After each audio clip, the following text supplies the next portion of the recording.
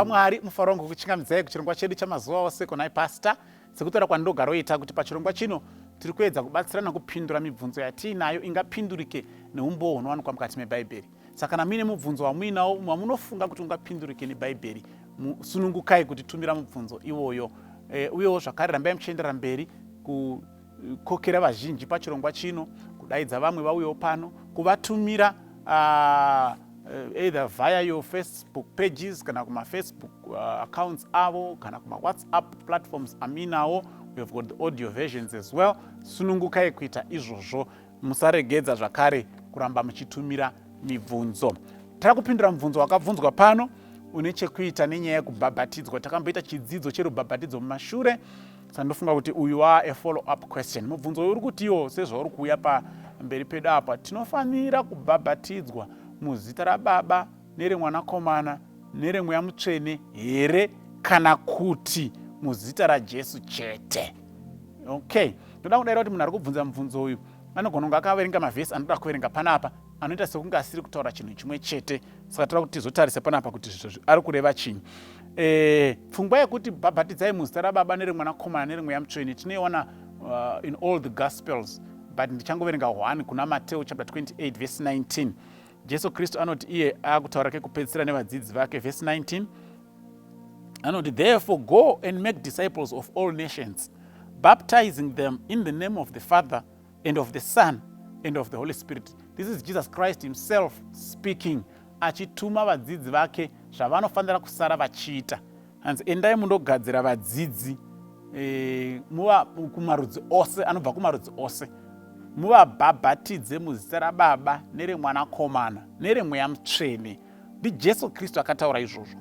Saka hatigoni kumira tichiti aiwa hatidi kuita izvozvo, panenge patinenge tatopotseka kana taakudaro. Saka izvozvo zvakatodai so zviri correct. But nditenderei ndiverenge zvakare rimwe saka pazouye mubvunzo wakaita seuyu. Saka tobhabhatidza muzita ripi? raBaba neremwanakomana neremweya mutsvene kana kuti raJesu Kristu chete? Ndakuenda kuna Acts chapter 2, ndichazoverenga zvakare Acts chapter 19 tinenge tatopedza nhaurwa yedu yanhasi. Acts chapter 2 verse ya 38 ndi Peter ari kutaura panapa. Anoti iye Peter replied, repent and be baptized every one of you in the name of Jesus Christ for the forgiveness of your sins. Okay? Saka Peter abvunzwa toita sei, because papaparidzwa shoko rine simba kwazvo vanhu vakabewa pamwoyo. Vakati tochidini zvavataura izvi? Kanzi tendeukai mubhabhatidzwe mumwe nomumwe wenyu muzita raJesu Kristu kuti muregererwe zvivi. Acts chapter 19 verse 3 to 5. So Paul asked, then what baptism did you receive? John's baptism, they replied. Paul said, John's baptism was a baptism of repentance. He told the people to believe in the one coming after him, that is in Jesus.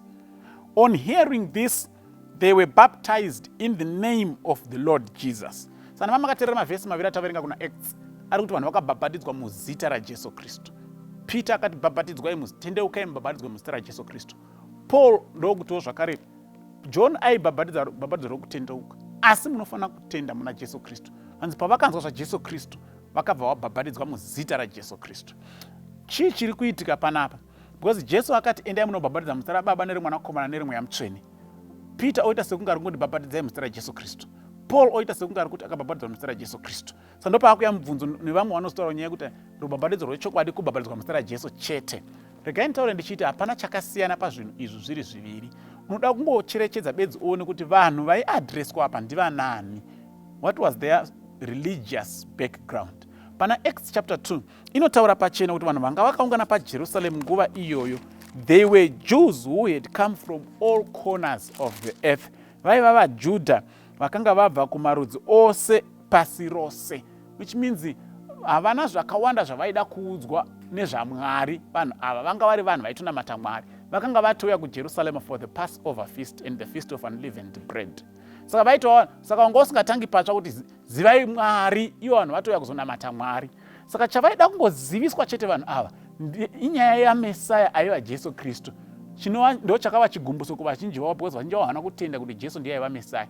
Saka chaingodiwa kumuJudha kuti angotende Jesu Kristu. Zvimwe zvese akanga atori correct pazviri.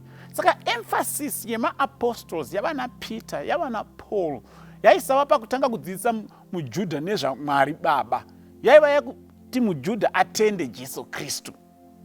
Ndosaka muri kuona varingoti chitendai muna Jesu Kristu mubhabhatidzwe muna Jesu Kristu. Hazvirevi kuti vakaramba kuti musabhabhatidzwe muzita raBaba nereMweya Mutsvene, but varingoti pamangosarira bedzi ndepana Jesu Kristu. That's why it seems as if the emphasis of the apostles was narrowed down only to Jesus Christ. They were not teaching that the true baptism is only in the name of Jesus Christ, but they were helping an already believing Jew to accept Jesus Christ. Ndokusaka emphasis yavo was zooming on Jesus Christ, panova ndopega panga pachileka.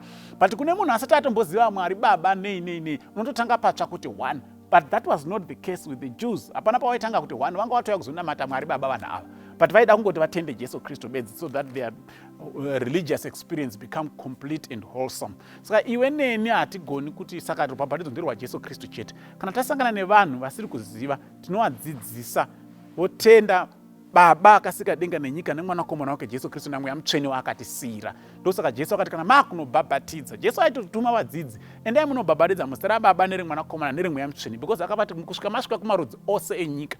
But vakatangira muJerusalem. Go and read Acts chapter 1 verse 8. Kana mapuwa simba Mweya Mutsvene achiva pamusoro penyu, muchawa zvapo kutanga paJerusalem pane maJudha, mubuda moenda muSamaria, moenda Judea, moenda muSamaria, kusvika masvika kumagumo enyika.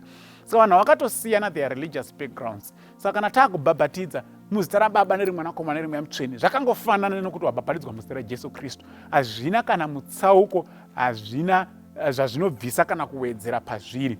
Kana watenda kuna Mwari, watenda kuna Jesu Kristu. Saka ngatisavhiringwe nemavhesi ari kuita sekunge aakuti it was just because the apostles were focusing and emphasizing to the Jews who were already believing in God that they also needed to accept Jesus Christ. Kudaira kuti tabatsirikana kana sina kunyatsojeka, sunungukai samazuva ose kuunza ma follow up questions enyu. Mwari akubatsirei. Amen.